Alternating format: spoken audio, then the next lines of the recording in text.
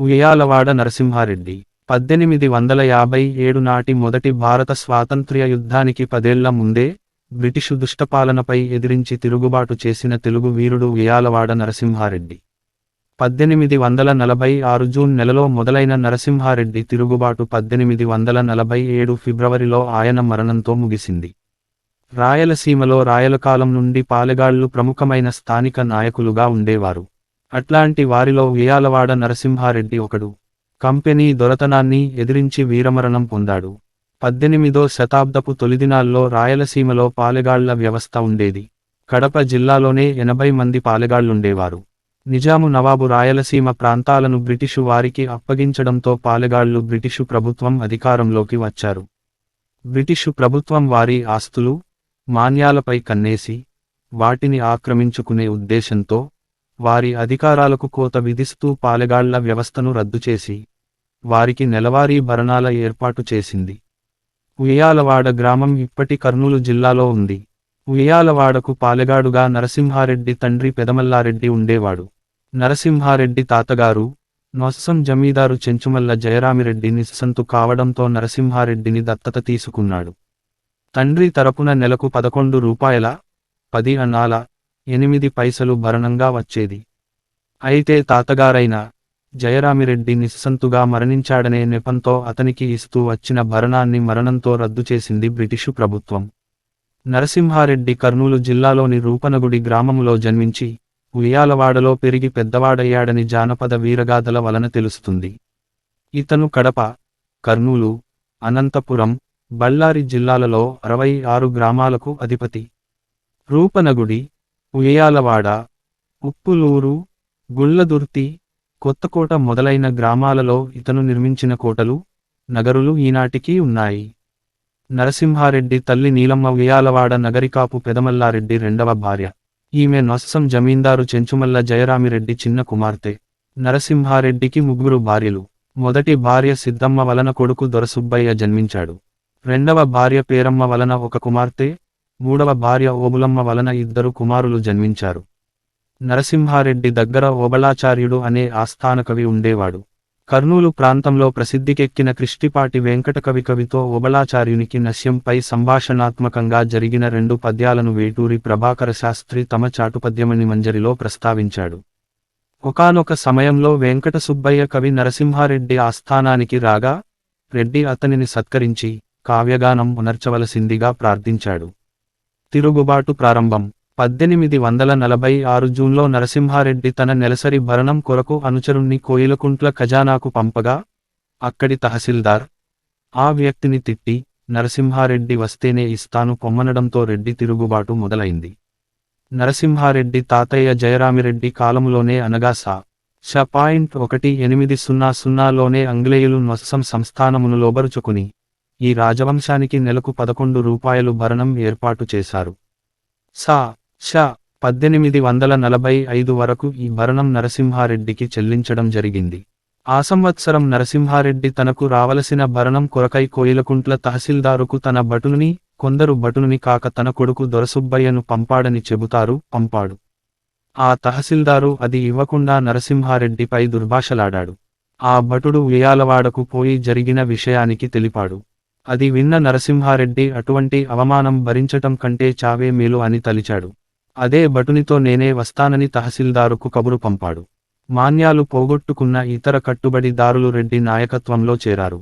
వనపర్తి, మునగాల, జటప్రోలు, పెనుగొండ, అవుకు జమీందార్లు, హైదరాబాదుకు చెందిన సలాం ఖాన్, కర్నూలుకు చెందిన పాపా ఖాన్, కొందరు బోయలు, చెంచులు కూడా నరసింహారెడ్డితో చేరిన వారిలో ఉన్నారు. 1846 జూలై 10న రెడ్డి 500 మంది బోయ సైన్యమును తీసుకుని, పట్టపగలు కోయిలకుంట్ల పట్టణముపై దండెత్తాడు.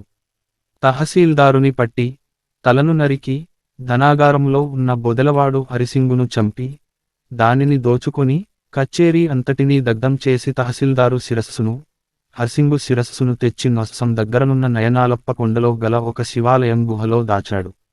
కడపలో ఉన్న కలెక్టరకు, పోలీసు సూపరింటెండెంటుకు ఈ హత్యా విషయానికి తెలిసి అన్వేషణ ప్రారంభించారు.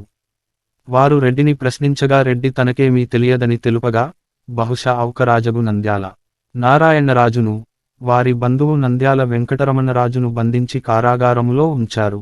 అపరాధ పరిశోధకులు తరువాత శివాలయములో ఉన్న శిరస్సులను కొనుగొన్నారు. రెడ్డి గారి అనుచరులగు గోసాయి వెంకన్న, ఒడ్డె ఓబన్న అనువారిని బంధించి నిజానిజాలను తేల్చారు. బ్రిటిషు ప్రభుత్వం రెడ్డిని పట్టుకోవడానికి సైన్యాన్ని దింపింది. కెప్టెన్ నాట్, కెప్టెన్ వాట్సన్ల నాయకత్వాల్లో వచ్చిన దళాలు రెడ్డిని పట్టుకోలేక వెనుదిరిగాయి. రెడ్డిని పట్టి ఇచ్చినవారికి 1000 రూపాయల బహుమానాన్ని బ్రిటిషు ప్రభుత్వం ప్రకటించింది. అటుపై నరసింహారెడ్డి వేల కొలది సైన్యములను సమకూర్చుకుని గిద్దలూరు దగ్గర వాట్సన్తో ఘోర యుద్ధం చేశాడు. సైన్యాన్నంతటినీ నష్టపోయిన రెడ్డి నల్లమల కొండలలోనికి తప్పించుకుని పారిపోయాడు. ఆంగ్లేయులు అతనిని కనిపెట్టటానికి ప్రయత్నాలు చేశారు, కాని ఫలించలేదు.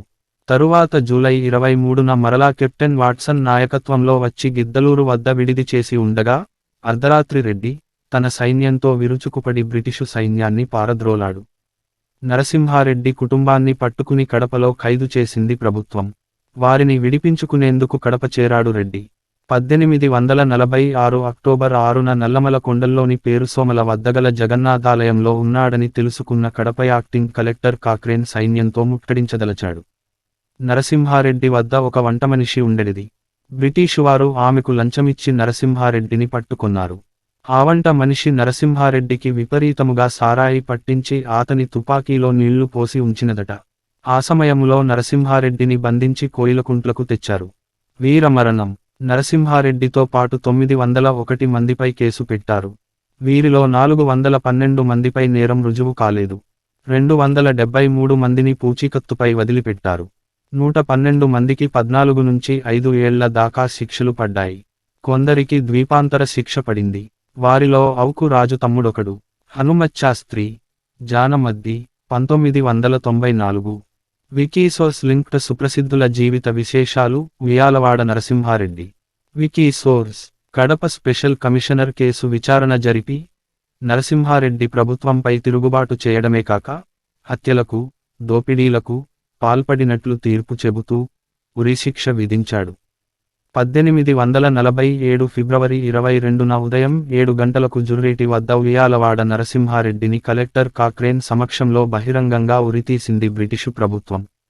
విప్లవకారులని భయభ్రాంతులను చేయడానికి నరసింహారెడ్డి తలను 1877 దాకా కోయిలకుంట్ల కోటలో ఉరికొయ్యకు వ్రేలాడదీసే ఉంచారు. ఒక పాట. ఈ నరసింహారెడ్డిపై ప్రజలలో 2 వీరగాథానికులను, ఒక వీరగాథయు వ్యాప్తి యందు ఉన్నాయి. దొరవారి నరసింహారెడ్డి. నీ దొరతనము కూలిపోయే రాజా నరసింహారెడ్డి అనే కోలాటపు పాటను డాక్టర్ తూమాటి దోనప్ప గారు అనంతపుర మండలమున సంపాదించిరి. తంగిరాల వెంకట సుబ్బారావు. ఉహువా నరసింహారెడ్డి. నీ పేరంటే రాజా నరసింహారెడ్డి అను పిచ్చుకుంట్ల పాటను వీరు సంపాదించిరి. ఈ 2 లఘువీరగాథలు. ఇవి కాక బొబ్బిలి పాట వరుసలోనున్న పెద్ద వీరగాథయు ఒకటి ఉంది. ఇందు కొన్ని విషయములు కొంత భేదముతో ఉన్నాయి. దొరవారి నరసింహారెడ్డి. నీ దొరతనము కూలిపోయే రాజా నరసింహారెడ్డి. దొర. రేనాటి సీమలోన రెడ్డోళ్ల కులములోన దొరవారి వంశాన ధీరుడే నరసింహారెడ్డి. దొర. కోయిల్కుంట్ల గుట్టలెంట కుందేరు ఒడ్డులెంట గుర్రమెక్కి నీవు వస్తే కుంపినీకి గుండె దిగులు. దొర. కాలికి సంకెండ్లు వేసి చేతికి బేడీలు వేసి పారాతో పట్టి తెచ్చి బందికానులో పెట్టిరి. దొర. పారాతో సమానము పహరాతో. కండ్లకు గంతాలు గట్టి నోటినిండా బట్లు పెట్టి నిలువునా నీ తల గొట్టి కోట బురుజుకు గట్టిరి. దొర. కాశీలో నా తల్లికేమో చావు శుద్ధి తెలిసినాది. కన్న కడుపే తల్లటించే గంగలోనా కలిసే. దొర. ఆ సమయంలో నరసింహారెడ్డి తల్లి కాశీలో ఉన్నట్లు చెబుతారు. సైరా నరసింహారెడ్డి తెలుగు చలనచిత్రం. ఉయ్యాలవాడ నరసింహారెడ్డి ప్రముఖ స్వాతంత్ర్య సమర యోధుడు. రేనాటి సూర్యుడుగా కొలవబడే ఉయ్యాలవాడ నరసింహారెడ్డి జీవితం ఆధారంగా ఈ సైరా నరసింహారెడ్డి సినిమా నిర్మించబడింది. ఉయ్యాలవాడ నరసింహారెడ్డి పాత్రలో చిరంజీవి నటించాడు. ఈ చిత్రానికి సురేందర్ రెడ్డి దర్శకత్వం వహించాడు.